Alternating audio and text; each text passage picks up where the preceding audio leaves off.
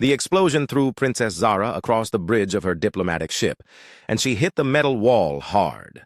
Her head rang with pain, and she could taste blood in her mouth. The lights flickered and died, leaving only the red emergency glow that made everything look like it was covered in blood. She could hear the screaming of metal as her ship tore apart around her. Zara pushed herself up on shaking arms and looked around at what was left of her crew. Captain Keth was dead, his silver blood pooling beneath his still form. The communications officer was trying to send a distress signal, but sparks flew from the broken console and burned his hands.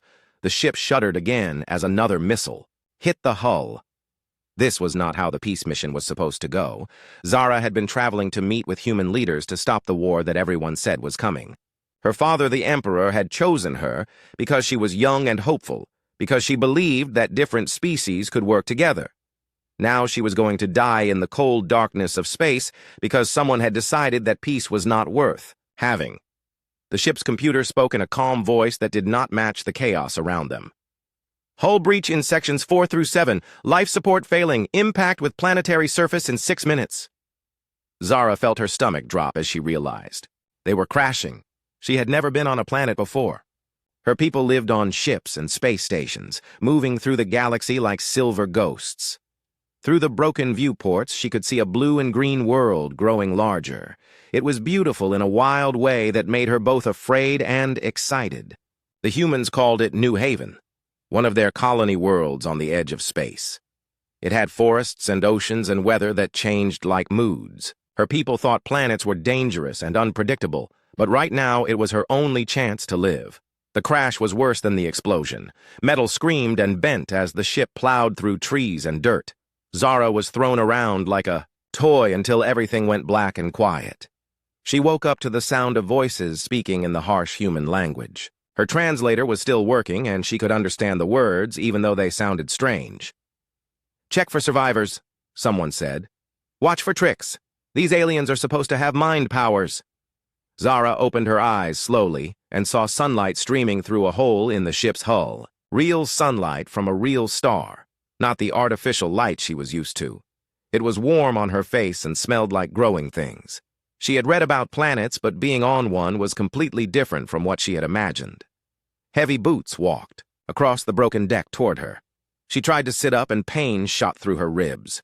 Her royal robes were torn and dirty, and her silver skin was cut in several places. She probably looked nothing like the proud princess who had left the Imperial fleet just days ago. The human who appeared above her was big and solid in a way that her people never were. He wore green and brown clothing covered with pockets and straps, and he carried a weapon that looked crude but effective. His skin was dark and his eyes were brown like the dirt outside. His hair was cut very short and his face was serious but not cruel. "Easy there," he said when she tried to move. "You took a pretty hard hit." His voice was deep and careful.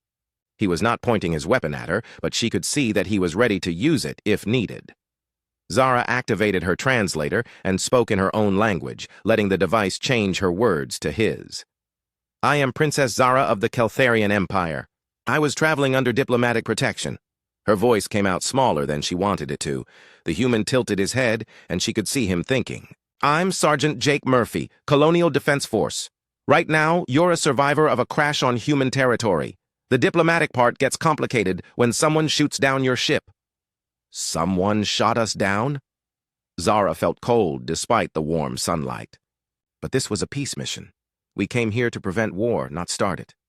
Jake looked at her for a long moment. "Yeah, well, somebody didn't get that message. We picked up the attack on our sensors. 3 human ships jumped your convoy and opened fire without warning. By the time our patrol got here, your escort was gone and your ship was falling. More voices were calling from outside the wreck." Jake touched something on his collar and spoke to the air. "Murphy here. I've got one survivor, appears to be their leader. Female, injured but stable. No sign of hostile intent." He paused and listened to something Zara could not hear. "Roger that. We'll maintain position until transport arrives." Zara tried to stand, and Jake moved to help her even though she was supposed to be his enemy. His hands were gentle despite their size, and she could feel the strength in them. "Why are you helping me?" she asked. "Because you're hurt, and I'm not the kind of person who leaves people to suffer," Jake said simply. even if those people happen to be aliens who could probably kill me with their thoughts. I cannot kill with thoughts, Zara said. My people have some mental abilities, but we are not monsters. We do not harm others for pleasure. Jake studied her face as if trying to decide whether to believe her. The stories we hear say different. They say your kind can control minds and make people do whatever you want. Some can, Zara admitted, but it requires training and focus, and it leaves both people changed. Most of us prefer not to use such abilities. They feel like a violation of what makes each person special. That's not what our generals told us, Jake said, but his voice was thoughtful, and Zara could see that he was the kind of person who liked to make up his own mind about things. The sound of aircraft grew louder outside, and Jake helped Zara move to a more comfortable position against a piece of wreckage. My people will be here soon, he said. They're going to want to question you. Some of them won't be as friendly as I am. Zara looked at his face and saw something she had not expected from a human soldier. Kindness, not weakness or foolishness, but a genuine desire to do what was right, even when it was difficult. Why are you warning me? She asked. Jake was quiet for a moment as he checked his weapon and looked out at the forest around them. Because I've seen what happens when good people get caught up in bad situations. And because maybe if we actually talk to each other instead of just shooting, we might find out we're not so different after all. The aircraft landed with a roar of engines and dust. Soldiers in the same green and brown uniforms came running toward the crash site. Zara could hear them shouting orders and calling for medical equipment. Jake stood up and moved to where he could see them clearly.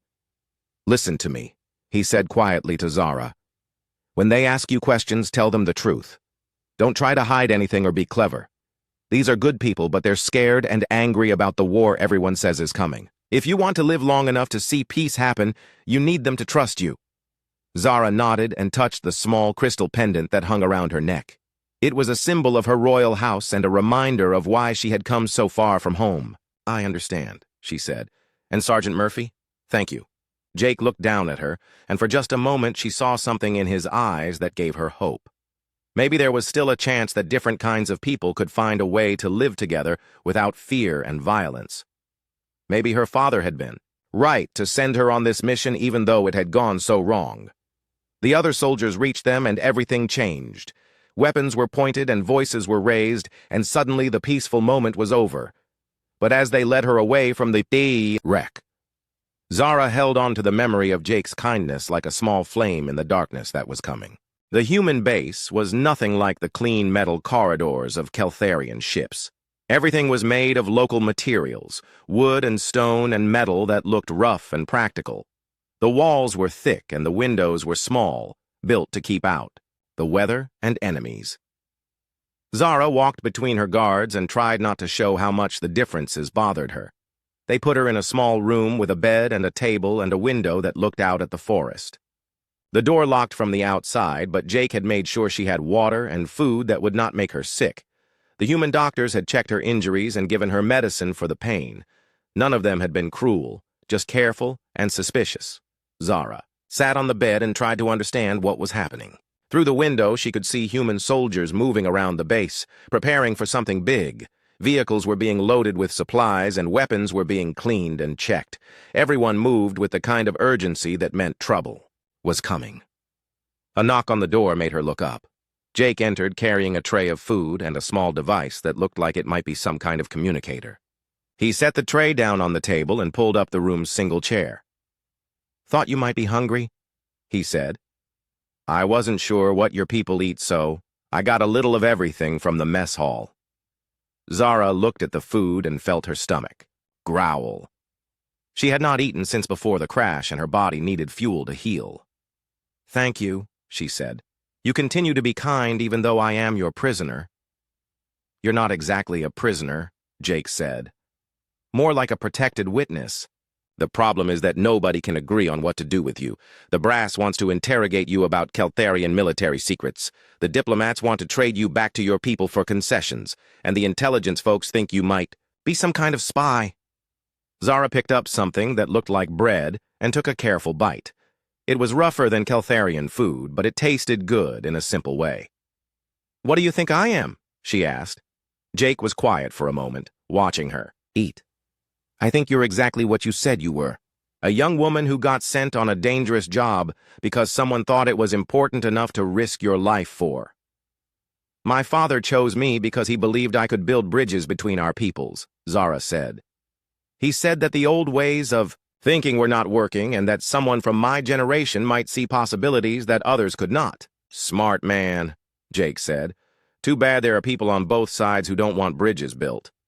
He activated the communicator device, and Zara heard voices speaking in rapid human language.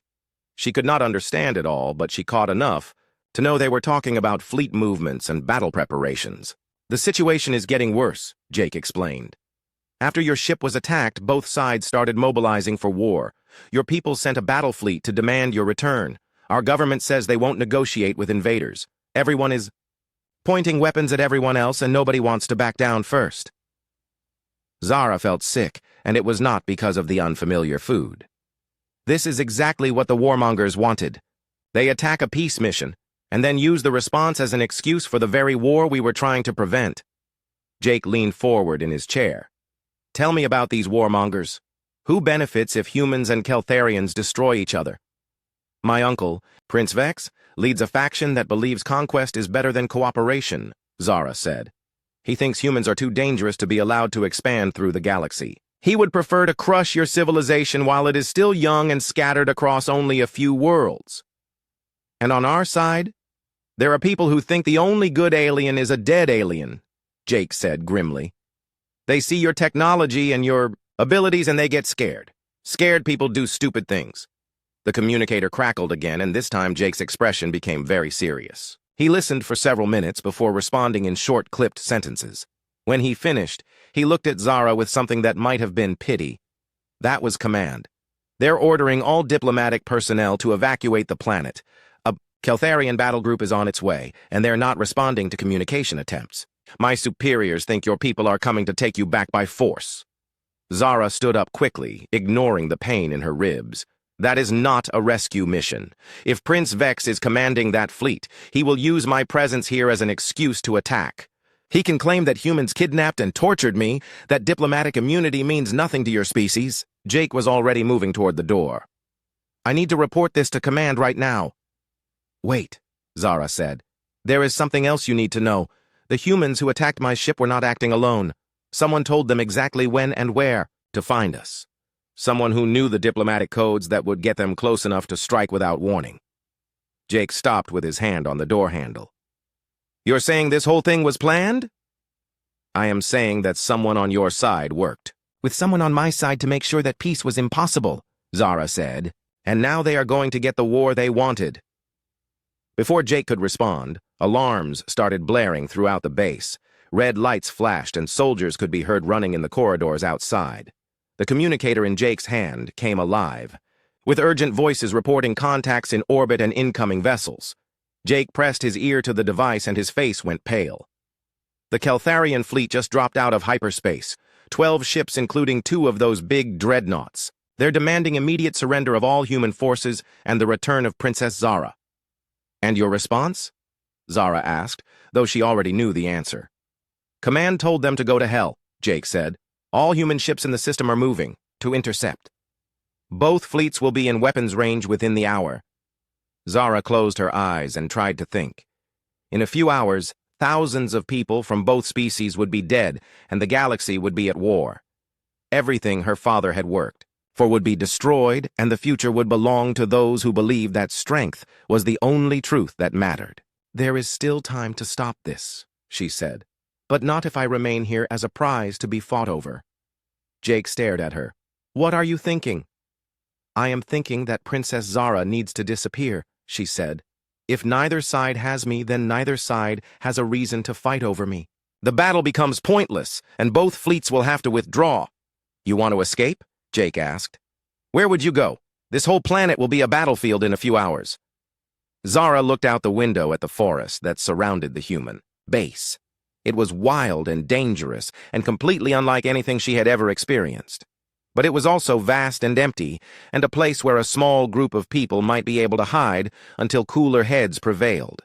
Not escape, she said. Disappear. With your help. Jake was quiet for a long moment, and she could see him thinking through all the implications. If he helped her leave, he would be disobeying orders and abandoning his post. His own people would consider him a traitor, and her people would never trust him. They would both be alone with no one to help them. "This is crazy," he said finally. "Even if we could get away from the base without being caught, where would we go? How would we survive?" "I do not know," Zara admitted, "but I know that staying here means war, and war means that everything we both believe in will be destroyed. Sometimes the only choice is between something difficult and something impossible." Another alarm sounded, and the base shook as heavy vehicles moved outside. Time was running out, and soon it would be too late for any choice except violence. Jake looked at her for a long moment, and she could see the exact instant when he made his decision. It was the same expression she had seen on his face when he chose to help an injured alien instead of simply following orders. "There's a supply transport leaving for the spaceport in 20 minutes, he said. "If we're going to do this, it has to be now." Zara felt a mixture of relief and terror. They were about to throw away everything they had ever known for the slim chance that two people from different worlds could find a way to make peace possible. "I am ready," she said. Jake moved to a locker in the corner and began pulling out equipment. "Then let's go disappoint a lot of important people." The stolen transport ship shuddered as another blast from a Caltharian patrol vessel scorched its hull. Jake fought with the controls while Zara used her mental abilities to sense the positions of their pursuers through the asteroid field they were hiding in. Both of their peoples wanted them dead now, and the bounty hunters who had joined the chase were getting closer every hour. "Left 30 degrees, Zara said urgently, her eyes closed in concentration. "There is a gap between the two large rocks ahead." Jake yanked the ship sideways just as a massive asteroid drifted past their viewport. The transport was not built for this kind of flying, but it was all they had managed to steal from the New Haven spaceport before both fleets arrived to turn the planet into a war zone. For 3 days, they had been running, jumping from system to system with barely enough fuel to keep moving. "How many ships are still following us?" Jake asked as he threaded the transport between two spinning chunks of rock and metal. Zara pressed her hands to her temples and reached out with her mind. The mental effort was exhausting, but it was their only advantage against enemies who had better ships and more weapons. 4 Caltharian patrol boats and 2 human destroyers. Also something else, probably bounty hunters. They are staying back and letting the others do the dangerous work. Jake cursed under his breath. The bounty on their heads had been posted on every communication network in known space. Jake Murphy, human traitor who aided enemy aliens. Princess Zara, royal fugitive, who abandoned her duty to her people, dead or alive, though everyone seemed to prefer alive so they could make examples of both of them. "We need to find somewhere to land and make repairs," Jake said. "The engines are overheating and the life support is starting to fail." There, Zara pointed to a small planetoid that was barely more than a large asteroid. "It has atmosphere, thin but breathable. No settlements or mining operations. We could hide there for a few hours." Jake aimed the ship toward the tiny world and pushed the engines as hard as he dared. Behind them, energy blasts lit up the asteroid field as their pursuers tried to get clear shots without hitting the floating rocks. The transport's shields flickered and sparked, but held long enough for them to reach the planetoid's gravity well. The landing was rough, and Jake had to use the emergency thrusters to avoid crashing into a rocky outcrop. When the ship finally settled on the surface, both of them sat in silence for a moment, breathing hard and listening to the engines cool down. "We cannot keep running like this," Zara said. "Soon we will be out of fuel and supplies. Then they will catch us, and everything we have tried to do will be worthless." Jake was already pulling up the ship's computer files, looking for something they could use. "While we were escaping, I managed to download some data from the military network. Personnel files, communication logs, things like that. Maybe there's something in here that proves what we've been saying about the conspiracy." Zara moved to look over his shoulder as he scrolled through screens full of human text and numbers. "Can you read all of this?" "Most of it," Jake said, "but some of these files are encrypted or coded. It's going to take time to figure out what they mean." He paused at one file that made his expression darken. "Wait, this is interesting. On the screen was a communication log between Colonel Adams, Jake's former commanding officer, and someone identified only as Contact 7. The messages were short and careful, but they painted a clear picture of coordination between human and Keltharian forces. "They knew exactly when your ship would be in that system," Jake said. "Look at this. Adams sent the departure time en route to Contact 7 2 days before the attack. And here, Contact 7 confirms that the demonstration will proceed as planned." Zara felt cold as she read the messages. Demonstration. They call the destruction of my ship and the murder of my crew a demonstration. Jake scrolled through more files, finding additional evidence of the conspiracy that had manipulated both species into war. Bank transfers, meeting schedules, even shipping records that showed weapons being moved to the human extremist groups who had attacked the diplomatic convoy. "It goes deeper than we thought," Jake said grimly. "This isn't just about starting a war. Someone is planning to profit from the destruction of both our civilizations." Before Zara could respond, alarms started sounding from the ship's sensors. She reached out with her mind and felt the familiar mental signatures of Keltharian soldiers approaching their hiding spot. "They found us," she said. "A full squad, maybe 12 soldiers. They will be here in minutes." Jake grabbed his rifle and started checking the ship's defensive systems. "How good are they?" "The best," Zara said. "Royal Guard, trained since childhood to hunt and kill. They will show no mercy to either of us." Jake looked out through the ship's viewports at the rocky landscape around them. There was not much cover and nowhere to run if the transport's engines were damaged. "Then we make our stand here." "Jake, you do not understand," Zara said. "These are not ordinary soldiers. They have mental training that makes them resistant to telepathic influence. They carry weapons that can penetrate any armor, and they have been told that I am a traitor who must be brought back dead or alive." "Yeah, well, they're about to find out what happens when they threaten someone under my protection," Jake said. He moved to the ship's weapon controls and began powering up the transport's light defensive guns. They were not military weapons, but they might be enough to buy some time. The first shots came from the ridge overlooking their landing site. Energy beams lanced down and struck the transport's shields, sending sparks flying from the control panels. Jake returned fire, using the ship's guns to keep the attackers from getting closer, while Zara tried to use her abilities to confuse their aim. "There are too many of them," Zara said as more soldiers appeared on the surrounding hills. "And they have heavy weapons. Our shields will not last long." Jake's jaw was set in the stubborn expression Zara had learned to recognize. It was the look humans got when they decided that giving up was not an option, no matter how impossible the situation became. "Then we go to them instead of waiting for them to come to us," he said. "Can you mask our movement with your mental abilities?" "For a short time," Zara said. "But if we leave the ship, we will have no protection at all." "Sometimes the best defense is a good offense," Jake said. He slung his rifle over his shoulder and grabbed a pack full of explosives and ammunition. "Besides, they expect us to hide in here like cornered animals. They won't be ready for us to attack." Zara looked at him and saw the same determination that had made her trust him from the beginning. Humans might be young and primitive compared to her people, but they had something that all the advanced technology in the galaxy could not replace. They had the courage to fight, even when victory seemed impossible. "Very well," she said. "But we do this together. No heroic sacrifices, no noble last stands. We both survive or neither of us does." Jake grinned at her, and for a moment she forgot they were about to face trained killers in a battle they could not win. "Deal.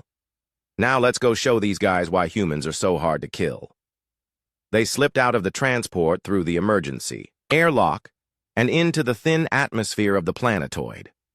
Zara reached out with her mind and created a bubble of mental confusion around them, making it hard for their enemies to focus on their exact location. Jake led the way across the broken ground, using every bit of cover available as they worked their way toward the enemy positions. The battle that followed was unlike anything either of them had experienced. Jake fought with the tactical brilliance and stubborn determination that made human soldiers feared throughout the galaxy. He used the terrain and his knowledge of weapons to turn their disadvantages into strengths, striking from unexpected directions and disappearing before the enemy could respond. Zara discovered abilities she had never known she possessed. The Yao royal bloodline carried ancient powers that had been suppressed for generations, but her time with Jake had awakened something primal within her. She fought like a human soldier while wielding psychic abilities that devastated her enemies, combining determination with power in ways that shocked even her. When the battle was over, 6 of the 12 attackers were dead, and the rest had withdrawn to regroup. Jake was wounded and their ship was badly damaged, but they were alive, and they had the evidence they needed to prove the conspiracy that threatened both their peoples. That was incredible, Jake said as Zara used her healing abilities to close the wound in his shoulder. I've never seen anyone fight like that before. I learned from the best teacher, Zara said. You showed me that sometimes the only choice is to refuse to give up, no matter what the odds. Jake looked out at the stars visible through the planetoid's thin atmosphere. We still need to get this information to people who can act on it, but every government and military force in the galaxy wants us dead. Then we find someone who wants the truth more than they want revenge, Zara said. There have to be others like us, people who believe that cooperation is better than conquest.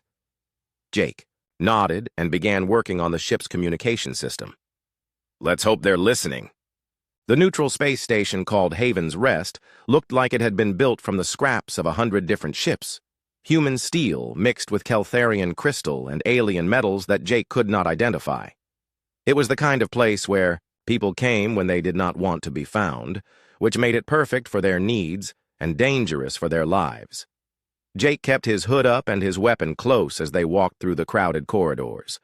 Every species in the galaxy seemed to be represented here. Traders and smugglers and refugees all mixing together in a maze of shops and bars and hidden corners. The air smelled of different foods and fuels, and the sweat of too many different kinds of beings crammed into too small a space. Zara stayed close beside him, her royal bearing hidden under common clothes and a face mask that covered her distinctive silver skin. They had been on the station for 2 days, using its public data terminals to decode the files they had stolen and searching for allies who might listen to what they had learned. The conspiracy is worse than we thought, Zara said, quietly as they found an empty corner where they could talk. I have been analyzing the financial records and the pattern is clear. Someone has been moving huge amounts of money and resources to prepare for a war that would devastate both our civilizations. Jake looked at the data pad she handed him, trying to make sense of the numbers and codes. Who has this kind of power? These aren't just military payments. This is corporate stuff. Industrial production, resource allocation on a massive scale. That is what frightens me, Zara said. This conspiracy reaches into the highest levels of both governments and beyond, them into the private organizations that actually control our economies. We are not just fighting extremists and warmongers, we are fighting people who profit from destruction itself. Before Jake could respond, his communicator chimed with an incoming message. The sender was identified as Princess Lyra, Zara's cousin, and one of the few members of the royal family they thought might still be trustworthy. Zara. Thank the stars you are alive, the message said. I have been searching for you since your disappearance. Uncle Vex has convinced the council that you were killed by human torturers and he is using your death to justify a full invasion. But some of us know the truth and we are organizing resistance. Meet me at coordinates I am sending. Come alone if possible. We can end this madness together. Zara stared at the message for a long time before showing it to Jake. Lyra was always the smart one in our generation. If anyone could organize opposition to Vex, it would be her. Jake frowned as he read the coordinates. It's in the old shipping sector, pretty isolated. Good place for a secret meeting or a perfect place for a trap. We need allies, Zara said. Without help from inside our own governments, we can shout the truth until we are blue in the face and no one will listen. They will say we are traitors and spies and dismiss everything we have learned. Jake was quiet for a moment, his soldiers' instincts warring with the desperate need to find someone they could trust. If we do this, we do it smart. I go in first and check the area. You stay back until I signal that it's safe. No, Zara said firmly. If this is legitimate, Lyra will be suspicious if I bring a human soldier with me. And if it is a trap, sending you in first will only get you killed for no reason. We go together, or we do not go at all. They made their way through the station's maze-like structure toward the coordinates Lyra had sent. The shipping sector was mostly empty, full of abandoned warehouses and broken equipment that nobody had bothered to repair. It was exactly the kind of place where people could meet without being observed, which made Jake even more nervous. The warehouse Lyra had specified was dark and quiet, lit only by a few emergency lights that cast strange shadows on the walls. Jake kept his rifle ready as they walked inside, every sense alert for signs of danger. Zara used her mental abilities to scan for other minds nearby. "She is here," Zara whispered. "I can sense her thoughts. She seems excited about something." "Princess." Lyra stepped out from behind a stack of shipping containers, looking exactly like the royal cousin Zara remembered from childhood. Her silver skin gleamed in the dim light, and her violet eyes sparkled with intelligence and determination. She was dressed in the practical clothes of a traveler, but she moved with the grace of someone born to power. "Zara!" Lyra rushed forward and embraced her cousin warmly. "I was so afraid we had lost you forever. When news came that your ship was destroyed, the whole family mourned." "Not the whole family," Zara said carefully. "Uncle Vex seemed quite pleased to use my supposed death as justification for his war plans." Lyra's expression darkened. "He has gone mad with ambition. The Council believes his lies about human brutality because they want to believe them. Fear makes people do stupid things, and Vex is very good at making people afraid." Jake stepped forward, lowering his weapon but not putting it away entirely. "Princess Lyra, I'm Sergeant Jake Murphy. Your cousin and I have been working together to uncover the truth about who really wants this war." Lyra looked at him with curiosity rather than hostility. "The famous human soldier who corrupted a Keltharian princess. The bounty hunters describe you as a dangerous terrorist, but you look quite ordinary to me." "The most dangerous people usually do," Jake said. "That's how they stay alive long enough to be dangerous." Lyra laughed and turned back to Zara. "I like him. He has the kind of sharp wit that would serve well in the imperial court if he were not human." Her expression became serious. "Now, show me this evidence you have discovered. If it is strong enough, I may be able to present it to the moderate faction of the Council." Zara handed over the datapad containing all the information they had decoded. Financial records, communication logs, shipping manifests, and personnel files that painted a clear picture of the conspiracy that had orchestrated the attack on her diplomatic mission. Lyra studied the data for several minutes, her expression growing more troubled with each file she examined. "This is extensive," she said finally, "and it implicates people on both sides that I would never have suspected. Colonel Adams, I might believe, he always seemed like the type to put personal gain above duty. But Lord Chancellor Kren? He has been my father's advisor for decades. The corruption goes deeper than anyone imagined," Zara said. "These people have been planning this war for years, moving resources and influencing decisions to make conflict inevitable. They profit from weapons sales and reconstruction contracts, and the chaos that follows destruction." Lyra nodded slowly, still reading through the files. "This explains much that has puzzled me about recent policy decisions. Agreements that should have prevented conflict were mysteriously delayed or modified. Military buildup that seemed excessive for simple defense. Trade negotiations that failed for reasons that made no sense." Jake was watching the warehouse entrance and the shadows between the shipping containers. His soldier's instincts were screaming warnings, but he could not identify any specific threat. "Princess Lyra, how many people know about this meeting?" "Only those who need to know," Lyra said without looking up from the datapad. "My personal guard unit and a few trusted advisors who are helping coordinate our resistance to Vex's faction." "And how do you know we can trust all of these people?" Jake asked. Lyra finally looked up at him, and Jake saw something in her eyes that made his blood run cold. It was not surprise or concern at his question. It was amusement, the kind of expression someone wore when they were enjoying a private joke. "You are quite paranoid, Sergeant Murphy," she said.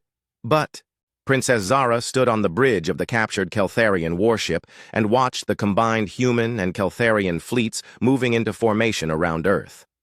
3 days had passed since she and Jake had broadcast their evidence to every communication network in known space, and the galaxy was still reeling from the revelations about the conspiracy that had nearly started a galactic war. Jake was in the medical bay, recovering from wounds he had received during their escape from Prince Vex's forces. The doctors said he would live, but it would be weeks before he was fully healed. Zara had barely left his side since they had reached the safety of the Allied fleet. "Princess, we are receiving a priority transmission from Earth Defense Command," reported Commander Lisa Chen, the human officer who had agreed to serve as Zara's liaison with the human forces. "Admiral Parker wants to speak with you directly." Zara nodded and activated the communication system. Admiral Parker's weathered face appeared on the main screen, looking tired but determined. Behind him, she could see the bustling activity of a military command center preparing for battle. "Princess Zara, I wanted to thank you personally for what you and Sergeant Murphy have done," the Admiral said. "Without your evidence, we never would have discovered how deep this conspiracy went. Prince Vex's fleet is still moving toward Earth, but now we know exactly who we're fighting and why." "Has there been any word from my people's government?" Zara asked. "I know that many Keltharians were horrified to learn the truth about Prince Vex's alliance with human extremists. Your Empress Kira has officially disavowed Prince Vex's actions and ordered him to stand down," Admiral Parker replied. "Unfortunately, he's chosen to ignore those orders. His fleet is claiming that the evidence was fabricated and that you've been brainwashed by human captors." Zara felt her heart sink. Even with proof of the conspiracy, even with testimony from soldiers who had been there when the plans were made, Prince Vex was still determined to have his war. Some people simply could not admit that they had been wrong, especially when admitting error meant giving up power. "How many ships does he have?" she asked. 43 vessels, including 8 of your heavy dreadnoughts," Admiral Parker said grimly. "Our combined fleet is larger, but his ships are more advanced. It's going to be a hard fight." Zara looked out at the stars and tried to imagine the battle that was coming. Thousands of people would die because one man's ambition had been more important to him than the lives of those he claimed to protect. Jake had taught her that sometimes the only choice was to refuse to give up, but she wondered if there was still a way to prevent the bloodshed that everyone seemed to think was inevitable. "Admiral, I would like to request permission to take a small ship to meet with Prince Vex directly," she said. "Perhaps I can convince him to surrender before the shooting starts." Admiral Parker looked skeptical. "Princess, with respect, your uncle has already tried to have you killed twice. What makes you think he'll listen to you now?" "Because I am not the same person who left the Keltharian fleet weeks ago," Zara said. "I have learned things about leadership and courage that might surprise him." Before Admiral Parker could respond, alarms began sounding throughout the ship. Commander Chen looked up from her sensor station with a grim expression. "Contact! Prince Vex's fleet just dropped, out of hyperspace at the edge of the solar system. They're moving toward Earth at maximum speed." Zara felt the familiar mixture of fear and determination that had become her constant companion during the past weeks. "Admiral, I need to speak with Jake immediately. If we're going to stop this war, it has to be now." She found Jake in the medical bay, sitting up in bed despite the protests of the human doctors. His chest was wrapped in bandages and his left arm was in a sling, but his eyes were alert and focused. "I heard the alarms," he said as she entered. "Vex is here, isn't he?" 43. Ships moving toward Earth, Zara confirmed. "The combined fleet is preparing to intercept them, but the battle will be devastating for both sides." Jake tried to stand up and winced as pain shot through his injured ribs. "Then we need to find another way to end this. What are you thinking?" I'm thinking that Prince Vex's greatest weakness is his arrogance," Zara said. "He believes that humans are primitive and that I am a naive child who has been corrupted by exposure to your species. He cannot imagine that either of us might have learned something that could threaten him. So we use his arrogance against him," Jake said. "How?" Zara helped him to his feet, and together they walked to the viewport that looked out at the approaching enemy fleet. "We challenge him to single combat, not just me, both of us, a Keltharian princess and a human soldier against the greatest military mind of our generation." Jake stared at her. "That's suicide. Even if he agrees to the challenge, which he won't, he's got an entire fleet backing him up. What's to stop him from just killing us and continuing with his attack?" "His pride," Zara said simply. "If we broadcast the challenge on all frequencies, every ship in both fleets will hear it. If he refuses to face us personally, or if he cheats, he will look weak in front of his own followers, and Prince Vex has never been able to tolerate looking weak." Jake was quiet for a moment, thinking through the implications of what she was proposing. It's crazy enough that it might actually work. But even if we win, even if we somehow manage to defeat Prince Vex, what guarantee do we have that his followers will give up? None, Zara admitted.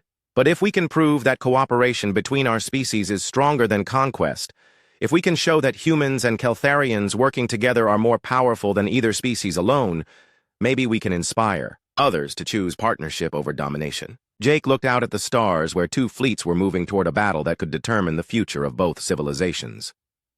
You know there's a good chance we'll both die, right? Yes, Zara said, but there is also a chance that we will live and that our children will grow up in a galaxy where different species work together instead of trying to destroy each other. Jake nodded slowly. Then let's go disappoint Prince Vex one more time. The challenge went out on all communication frequencies, broadcast simultaneously to both fleets and to the media networks that were covering the crisis. Princess Zara of the Keltharian Empire and Sergeant Jake Murphy of the Human Colonial Defense Force called upon Prince Vex to meet them in single combat to determine the fate of both civilizations. The response came within an hour. Prince Vex agreed to the challenge, but he set the terms. The battle would take place on a small moon orbiting Jupiter, with representatives from both fleets present to witness the outcome. No weapons, except those carried personally, no outside assistance, winner takes all. As they prepared for the journey to the designated battleground, Jake checked his equipment one final time. His rifle, sidearm, and the combat knife that had saved his life more times than he could count. Simple human weapons against whatever advanced technology Prince Vex would bring to the fight. "Are you afraid?" Zara asked as they boarded the small transport that would carry them to what might be their deaths. "Terrified," Jake said honestly. "But that's okay. Fear keeps you sharp, keeps you thinking. It's the people who aren't afraid that you have to worry about." Zara activated the transport's engines and they lifted off from the Allied fleet, heading toward Jupiter and the confrontation that would determine everything. As they flew, she thought about all the things Jake had taught her during their time together. Courage was not the absence of fear, but the decision to act despite fear.